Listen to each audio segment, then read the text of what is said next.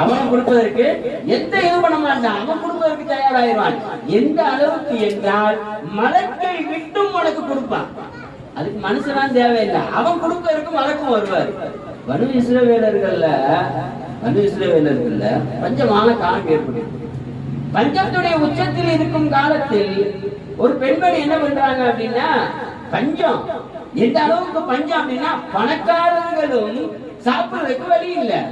அப்ப யாரிடத்துல யாசனம் கேட்டு யாருக்கு பொருள் இருக்கோ அவங்க பணக்காரங்களா, அந்த அளவுக்கு ஆயிடுச்சு. காசு இருக்கும் நேரத்துல ஒண்ணும் வழங்க முடியாம போச்சு, அது பெரிய கஷ்டமான சூழல்.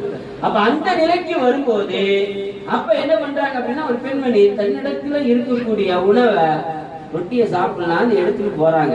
எடுத்துட்டு போகும்போது வாய்கிட்ட போகும்போது வெளியில ஒருத்தர் வந்து கேட்டாரு, எனக்கு ஏதாவது கிடைக்குமா, பசியா இருக்கிறேன் அப்படின்னு சொன்ன. கேட்பவர் யாசகர் அல்ல, எல்லாம் இருக்கிறது, ஆனா இப்ப உணவு இல்லை. வாய்கிட்ட கொண்டு போன உணவை இப்போது கேட்கிறார் என்பதற்காக வேண்டி அவர் என்ன பண்ணாரு அப்படின்னா, அந்த பெண்மணி அல்லாஹ்வுக்காக வேண்டி கொடுக்கணும், அவர் பசியில இருக்கிறார், என் பசி அல்லாஹ் போக்கும் அப்படின்னு சொல்லிட்டு என்ன பண்ணாங்க, அந்த உணவை அவருக்கு கொடுத்துட்டு அவங்க என்ன பண்ணிட்டாங்கன்னா விறகு வெட்ட, அந்த காலத்துல அவங்க சுயமா விறகு வெட்டுறதுக்கு போயிட்டாங்க.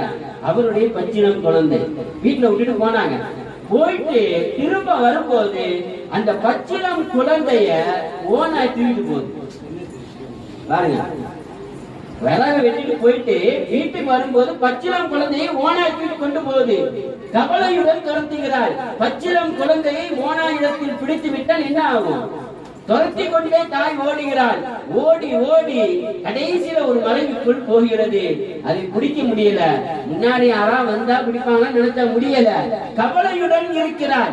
அப்போது ஒரு மனிதர் தோன்றுகிறார். தன்னுடைய பிள்ளை எடுத்து வந்து கையில கொடுக்கிறார். கொடுத்துட்டு சொன்னா, அவங்க கேட்கிறார், நீ புரிந்து கொண்டாயா?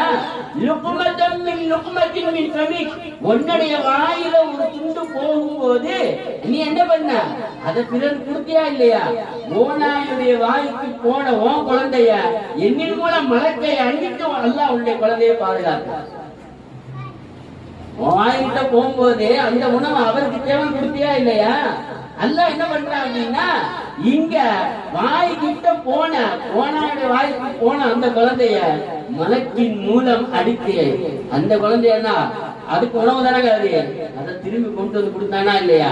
அவன் கொடுக்க நாடி விட்டால் எப்படியும் தருவான். அவங்க கேட்ட வார்த்தை அதுதான்.